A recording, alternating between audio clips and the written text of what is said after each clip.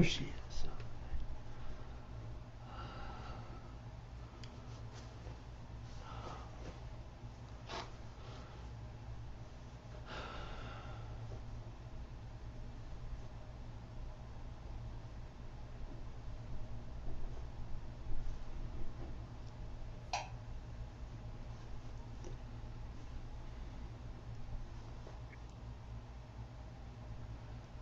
Hi, Carol. Morning. Is Linda joining you in person or is she No, she's going to be on Zoom also. I suggested to her that it didn't look to me like driving out here was a particularly good idea. no, it's pretty gray out at nothing else. I'm not sure what's falling from the sky. Freezing rain a little while ago. That's always good. Ah, yes. That sets the road up really well. Hmm.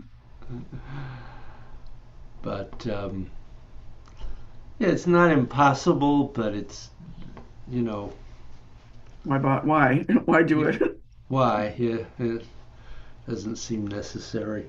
Um,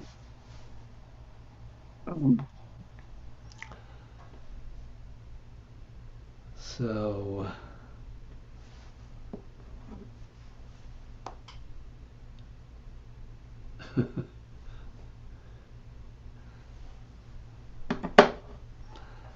hopefully she'll be along. Aha.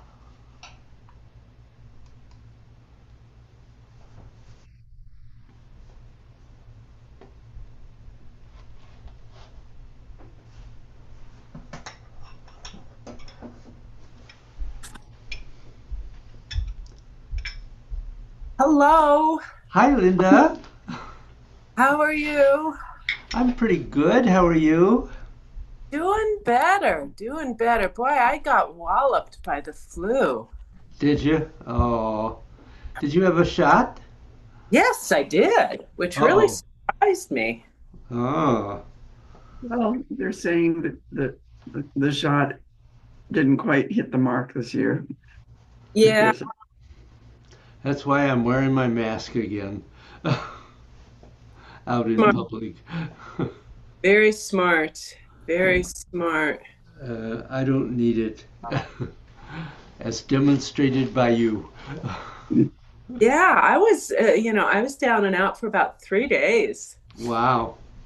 And then still a little bit of a cough and runny nose hanging on. Um, it is what it is. Yep, yep. Ah, well, Yeah. this too shall pass. It's exactly.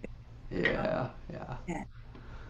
um, Okay. I I I need to let you know my brother-in-law died last night, Oh, Carol, I'm sorry. yesterday evening. I'm So sorry. I didn't sleep very well last night. Last Yeah. night. Was he ill? Yeah, oh, years ago he had a heart valve, Hmm. but then just in December, January, and February, he was just not feeling real well at all. He was in the hospital for a little while in December and got home and it was still not good. Hmm. And his cardiologist put him back in the hospital and trying to get fluids out of him. Hmm. But um, he's on blood thinner because of the valve. So there's that to juggle with. He's got diabetes. Oh.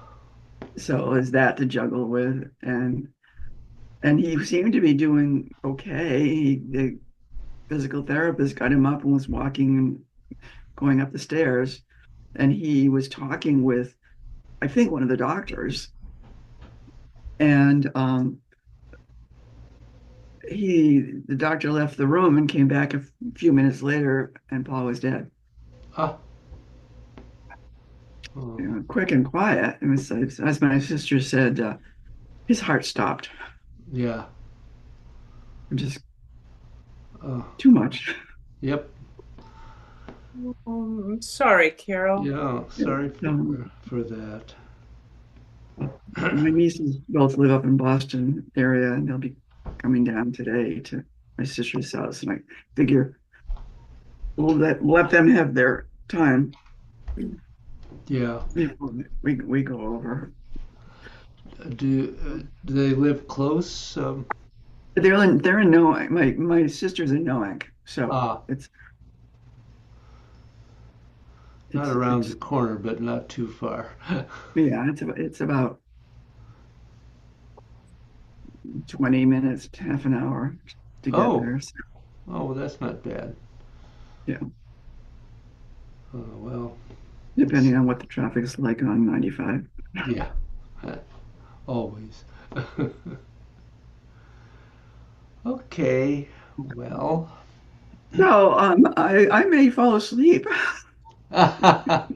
okay, well, uh, if you do, it's okay. Thank you. I will not take offense. Pretty hard to get me to take offense. Yes, I've noticed that over the years.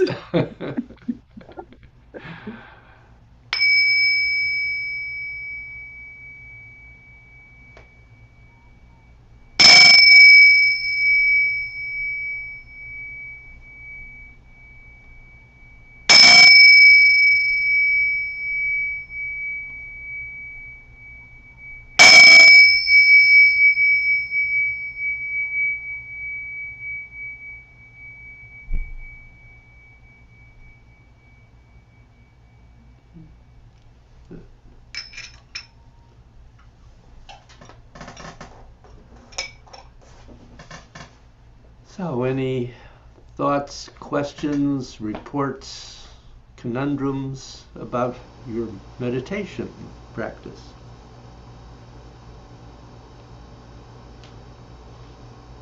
No, not for me. Okay. At the church I go to a couple of weeks ago, um, the minister was talking about in effect the Tao, but Hmm. um, but um,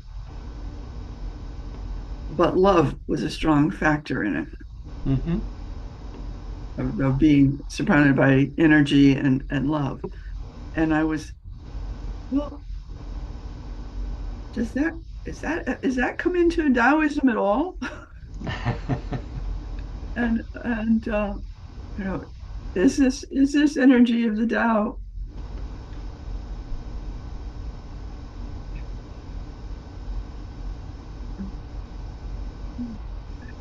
I do, you know, I guess is love in there. So just kind of Well, I think love is in there when we think of it in relation to humans and human life. Um, the Tao itself is is really pretty impersonal because it is simply a generating and cycling of all the energies in all the universe. And so it certainly will include love. Um, the Taoists don't um, place a particular emphasis on that in the way that some Buddhists do. But it's not an improper or um, there's nothing wrong with it. Um, certainly,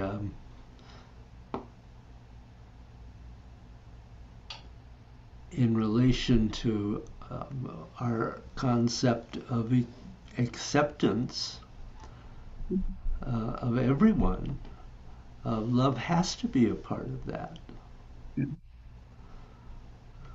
So I Taoists don't make a big point about love. As a matter of fact, they aren't as you probably already have realized, aren't big writers of philosophy the way the Buddhists are or the Hindus. Which is not a bad, I'm not saying that's a bad thing. They just feel that um, words don't really work when you begin to talk about um, the inner world. Mhm. Um, so there's nothing wrong with certainly ever with love, because if everyone were to operate from that, obviously we would have a lot happier world around us.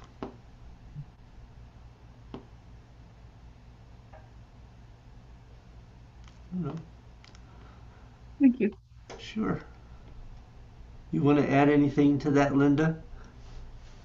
Uh, no. Um, yeah, I agree. There's other traditions that make more of that kind of thing, but I guess my idea of what the Taoists think of it is it's just an energy. It's Mm. an that we're working with, and I don't know how close to react the what that how that truly aligns with the Taoist philosophy, but that's kind of my interpretation is that, all of the emotions, all of the things that are part of living on this earth are literally just different energies. Mm. And thinking of the various layers that we have, that we experience, how those things, how the energies go throughout them. Mm-hmm. Is that a fair interpretation? Sure. No, no, absolutely.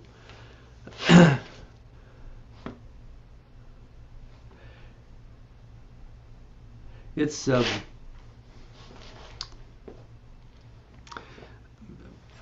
absolutely, and I think we have everybody has a slightly different um, awareness of that depending on the level of their development. Um, but absolutely, every everything that happens or can be expressed, it is an energy, and so that's absolutely, in my mind, that's absolutely correct. Um, that's what we are, is Mm, energy. yeah, yeah. And I Um, guess that whole idea of the energy is something that I've really been putting a lot of thought into because of my my my questions about where my spiritual belief is, which is another level mm, even deeper. And working in a Catholic church where everything is very God and external, Jesus, Mary, God, external related, I I've been trying to figure out how um, I see it very helpful for the people that believe that and follow that, but I don't. mm, And I feel that there are energies of people that have come before us that we can tap into. mm-hmm, But if there's truly, what I'm kind of going to, and this is all just me and my own interpretation for my comfort's sake, is that it's just energy that is what they are calling God. And it's, for me, it's an energy within. It's just at a different level. and without. Exactly, exactly. It's an energy that is surrounding um, all of us, and finding that is something that is an internal quest, an Hmm. internal. So that's And recognizing that energy is a part of all the rest of the energy in the universe, which of course includes the Tao. right, right. We're not separate. We're part of. Yeah. I guess what struck me was it was comforting Hmm. to have a concept that this energy that's all around us also is an energy of love, Hmm. or it was that was part of that. And and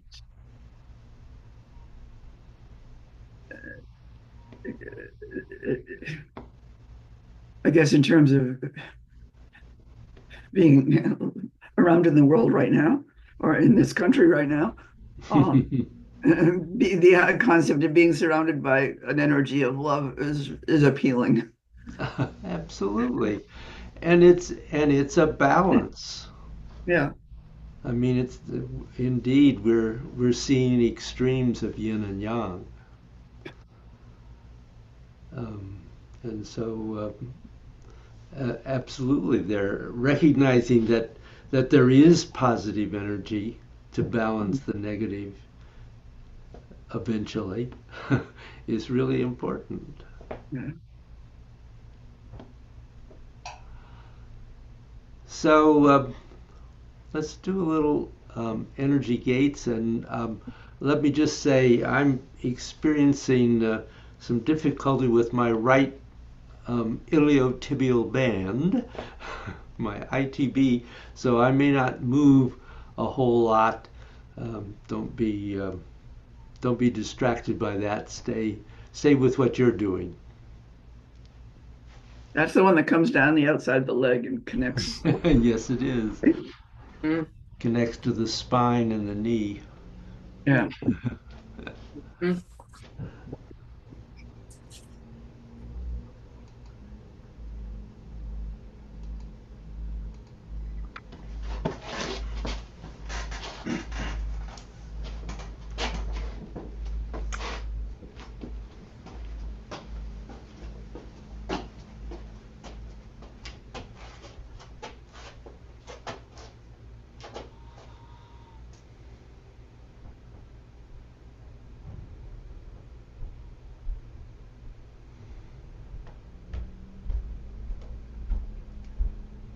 So stepping out,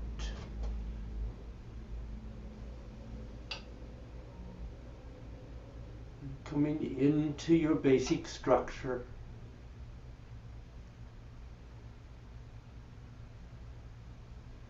and allowing everything to still, not to stop, but to return as close to Wu Ji as possible.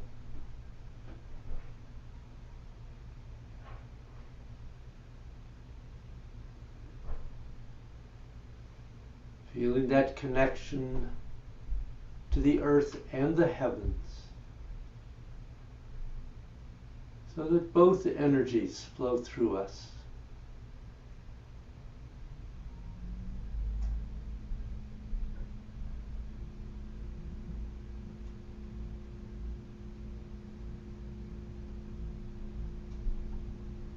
Allowing the body to find that middle ground, neither tense nor limp, but released and open.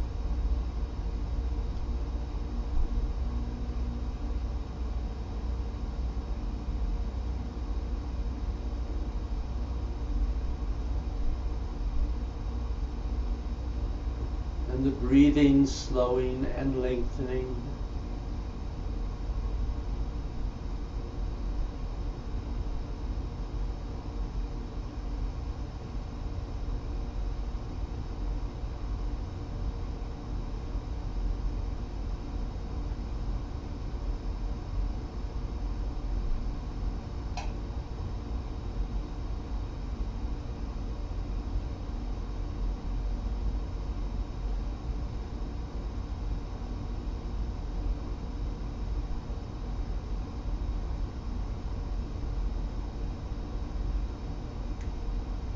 And then stepping out and into cloud hands.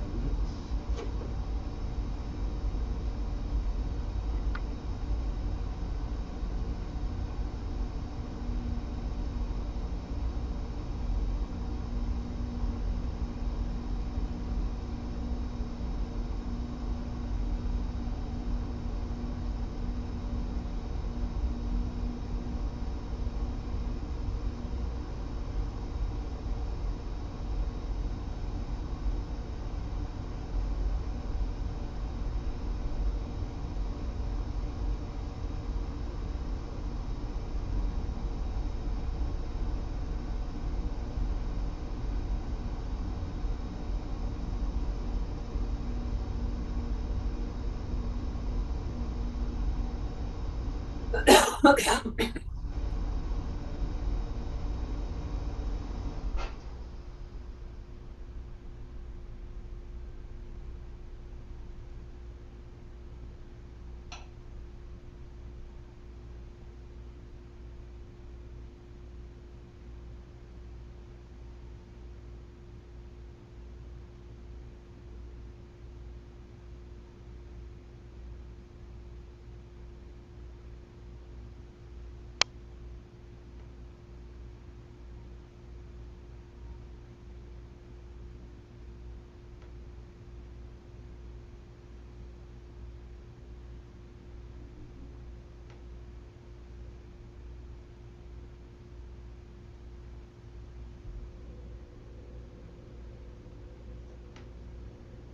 And into the swings.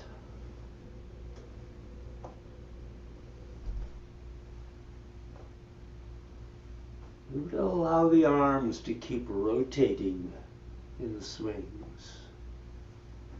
Maybe subtly, but definitely present.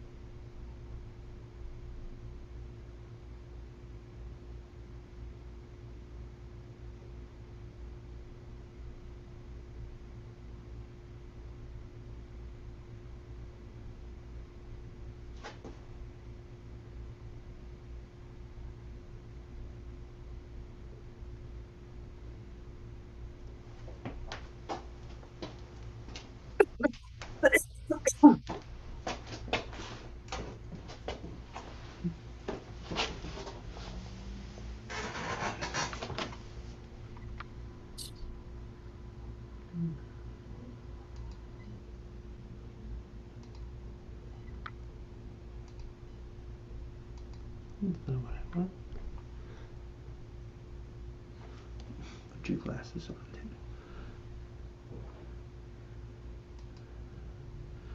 Amazing how much better things are with your glasses on. Yeah. Or the right glasses on. Yeah, well, there is that too.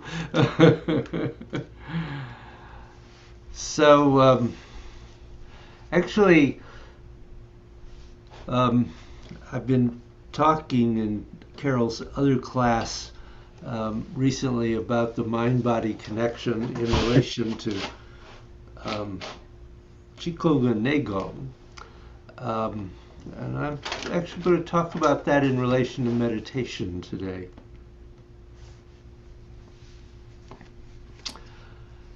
So if you look at all the stages that everybody goes through in all these meditation paths, sometimes there's a big negative of just trying to push through from one level to the next. But that's not practical. Whatever level a person is at, the intent at that level is to get them to understand what's in that level so that they can have the capacity to perceive what's beyond it. Otherwise, you can't. And that's the reason why a lot of these paths are called progressive. And some people find out that find out that wasn't hard, and some people find out that was so hard because they couldn't do it. They weren't ready for it. The Chinese have a term, nun li, and nun means you can't, and li means strength. So the phrase means capacity or capability. Just you can do it. But why and how? And the funny thing is that different people have different things they can do easily and other things that are hard for them. But in the spiritual paths, all you are really looking for is eventually to be whole.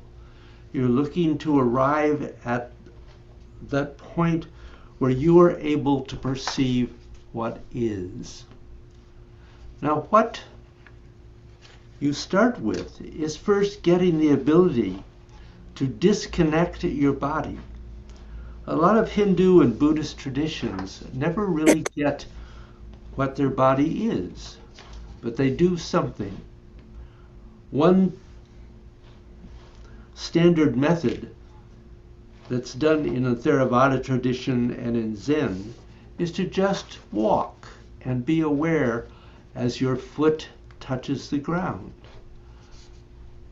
Now, not just that it is touching the ground, but what's happening in your entire body and your mind as you do that. They also have you sit and do a lot of other things. But then after that, they're going to have you just walk fairly slowly again. And it actually has only one purpose, and that is for you to find out what's inside your body.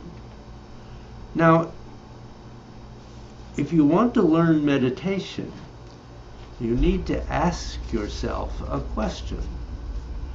And I'm not saying that you're going to come up with an answer. You may or you may not. But here's the question. Is your mind inside your body, or is your body inside your mind? Simple question. Is your mind inside your body? Is it just that whatever this thing is your awareness? That you're aware of anything? You're conscious of anything? At least you know something's going on. Or is it that your body is inside your mind? And then there actually is this overreaching awareness, and your body is just part of it. No more than that, just part of it. It's not the whole thing. So it's in walking, you touch the ground and you feel every part of your foot. In the beginning, that's all you do. But then you try and have the way your foot is touching the ground actually rise up until you can feel your mind entering your body. But this is just when you walk. You start finding out how your body is inside your mind. They start from here, from that assumption that awareness is the whole game, and that how does my body fit inside my mind? Now, many of the people who became the highest Taoists were the most educated people in China, and many of them arrived at the point of realizing the limit of words. So Taoism isn't about using words as the Buddhists are. Buddhism came out of Hindu tradition, and if you know anything about the ancient world of Sanskrit, they were really into words. But there is no school of philosophy anywhere in the world that doesn't have its parallel in Indian philosophy. So the Chinese have most of them, but they don't have all of them. And that's because the Taoists were very much greater believers in direct perception than they were into understanding something in an intellectual framework. Now, this is coming from a group of people that could really do words, and yet said words really didn't go too far. And that's because some words work when you talk about some things, but when you talk about the inner world, they don't. Now, there are two phrases that go with this that you need to understand. The first one is you need to be able to recognize your mind and your body. And the second, you need to be able to pay attention continuously. For example, the final four of the 8 limbs of yoga are being aware of your internal senses, being able to concentrate on their intermittent periods of time.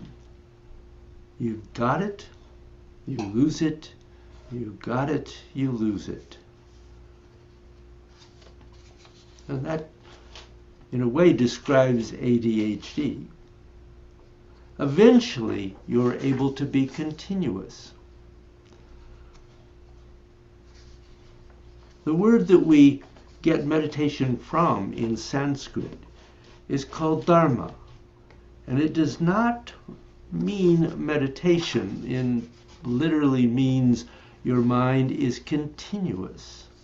It can stay focused on something continuously. The Buddha said that if you could just pay attention for as long as it took an ant to walk from the top of the bridge of your nose to the tip, you would be enlightened. And then in the Lao Tzu tradition, and actually in all of Taoism, they have a similar phrase. If you could just pay attention from the time it takes a leaf to fall from the tree and hit the ground, you would become enlightened. We're not dealing in months or hours, but you have to realize that paying attention is a very subtle thing. Gross attention is one thing. When you start perfecting, penetrating into the unconscious mind, in the heart mind, then there is not, it's not an easy thing to hold on to.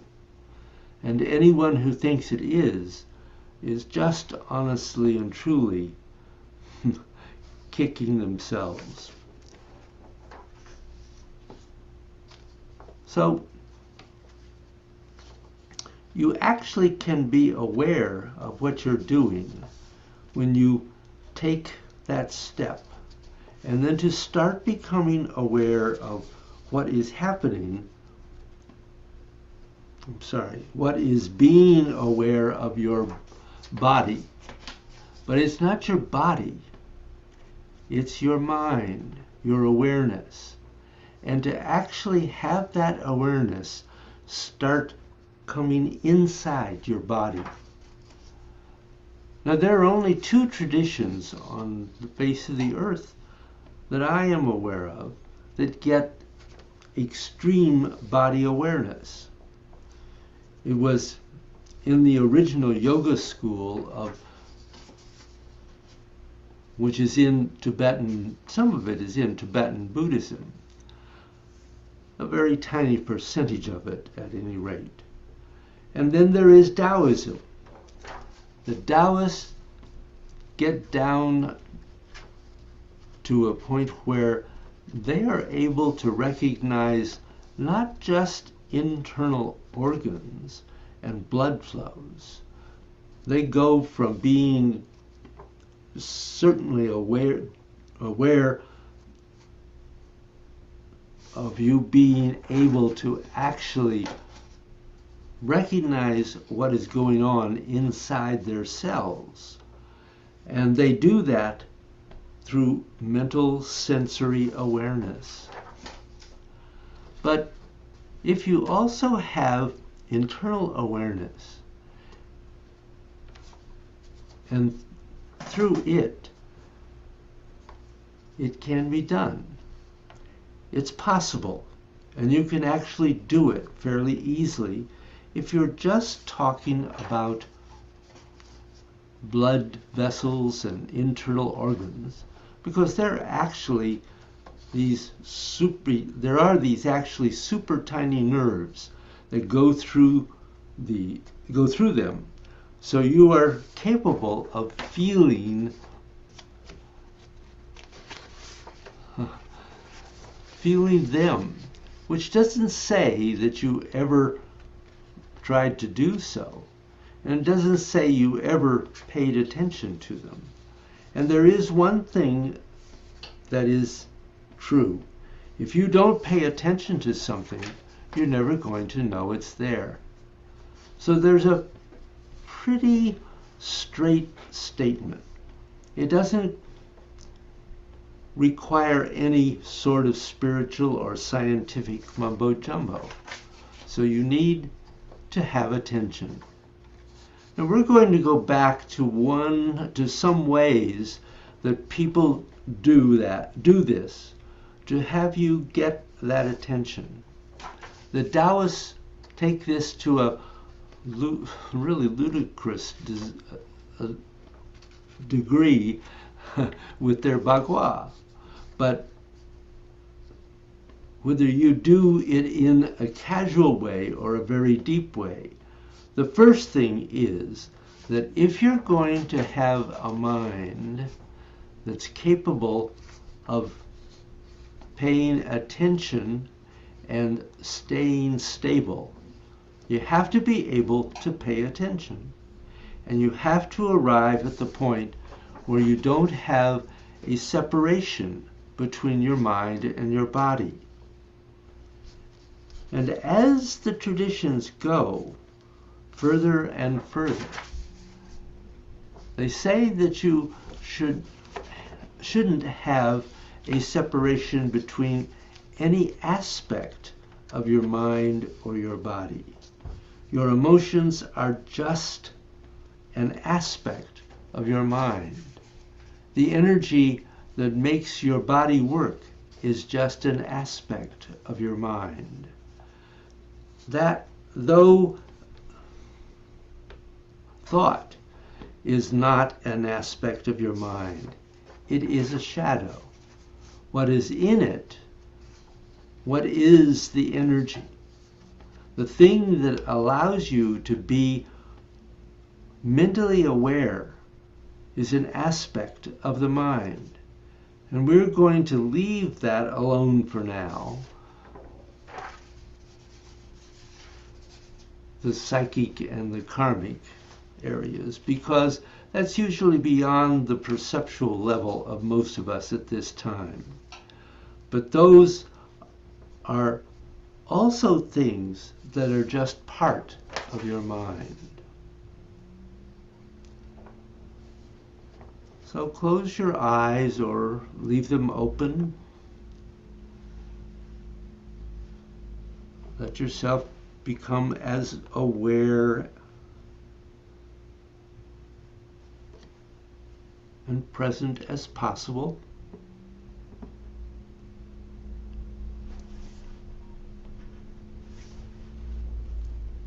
And breathe.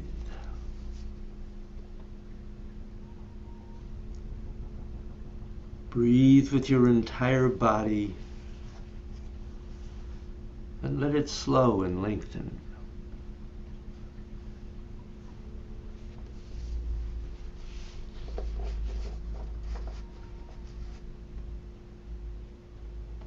And so first, just be as aware as possible.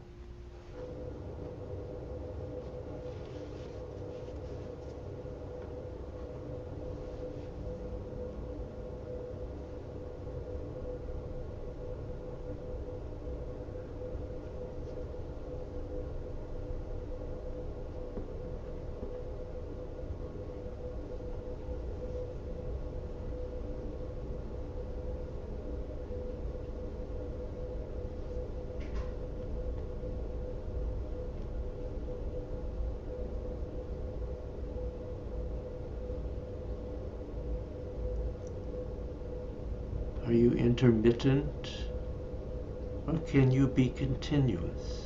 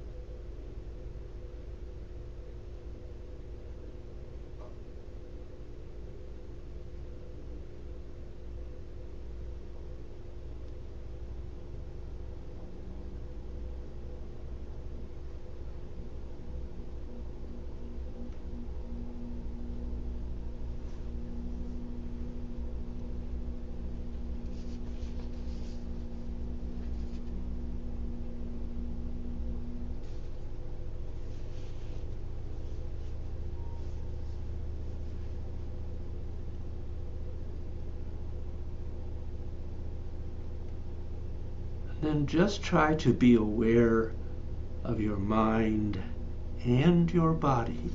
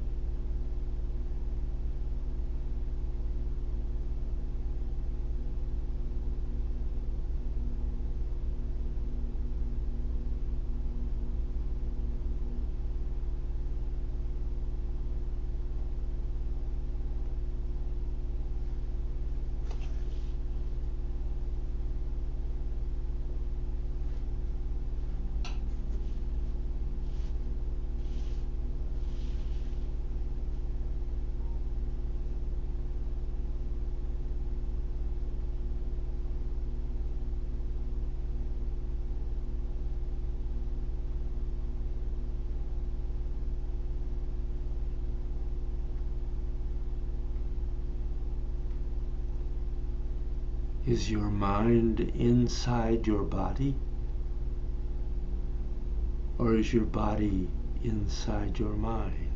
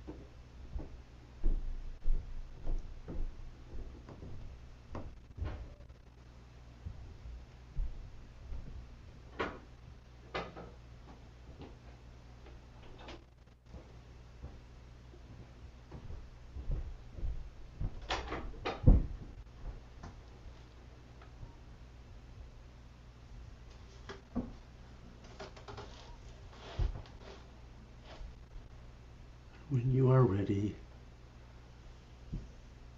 you can close.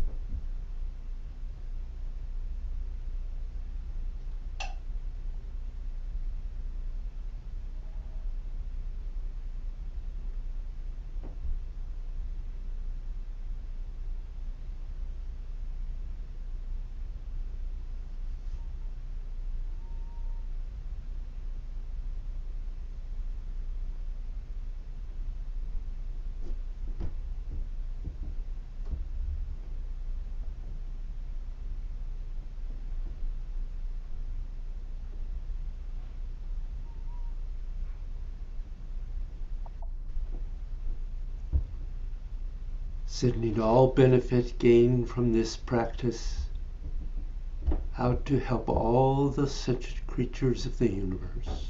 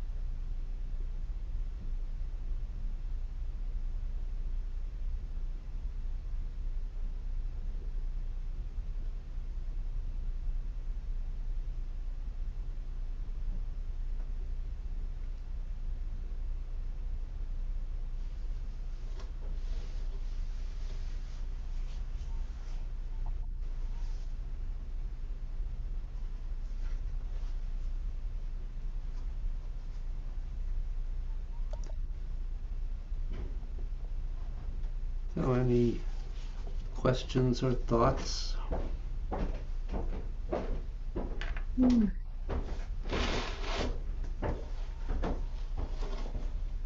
That was interesting, thinking body in mind. I was not uh, was not comfortable at first because I've always felt the mind in the body. Mm-hmm. So interesting. Yeah. Something good to. It makes the mind suddenly very much bigger. Yes, Yes, indeed. yes. Or the body very much smaller.